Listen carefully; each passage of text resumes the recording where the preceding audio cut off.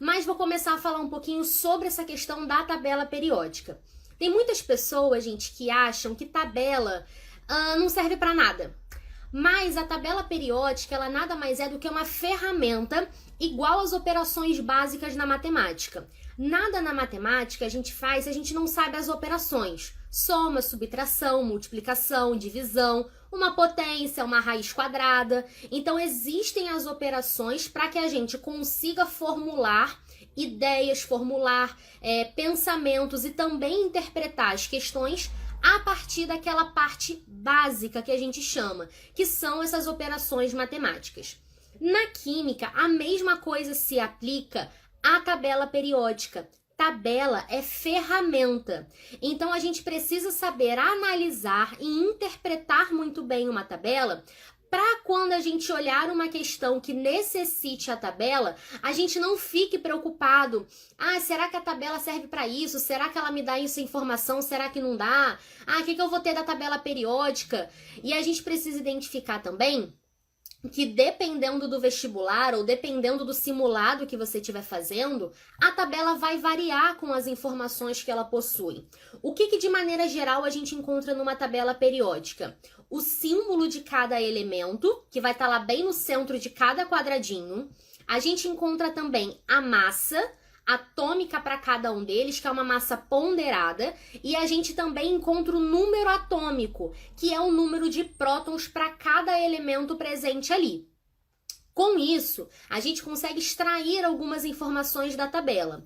Existem tabelas periódicas, por exemplo, que fornecem a informação da eletronegatividade do elemento. Então, quanto um elemento é afim de elétrons quando ele faz uma ligação química? Isso está escrito lá na nossa tabela. Existem outras tabelas que dão para a gente o estado físico que aqueles elementos se encontram. Será que esse elemento, nas CNTPs ou a temperatura ambiente, estão em estado sólido, estão em estado gasoso, estão em estado líquido e por aí vai?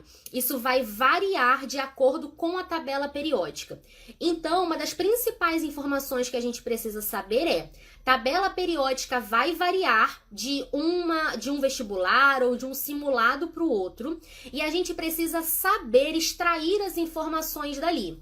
As propriedades, aquilo que a gente aprende, para onde que a eletronegatividade cresce, para onde que o raio cresce, qual elemento tem a maior energia de ionização, tudo isso se mantém, as propriedades se mantêm.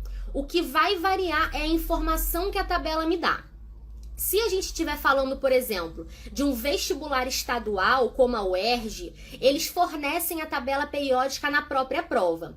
Quando a gente fala de Enem, o Enem não dá a tabela periódica. Mas então isso quer dizer que não cai tabela no Enem? Não necessariamente. O Enem cobra, mas não necessariamente você precisa de uma tabela física na sua mão para poder interpretar, para poder responder as questões que estão ali, tudo bem? Então, retomando, na tabela vai variar de uma para outra com relação às informações que nós temos dela, porém, se o vestibular fornece uma tabela periódica, as informações que estão ali presentes são suficientes para que você consiga resolver as questões ali que ele propôs. Então, por exemplo, quando a gente fala da UERJ, na UERJ nós temos a tabela periódica disponível lá no final da prova. Se a UERJ quer que você relacione ou que você faça a conta com a eletronegatividade, você não é obrigado a decorar a eletronegatividade de toda a galera que está ali, não. Ela vai ter que te dar isso na tabela periódica. O que ela não é obrigada a dar é para onde vai, para onde aumenta, para onde diminui, qual é a tendência de tal propriedade.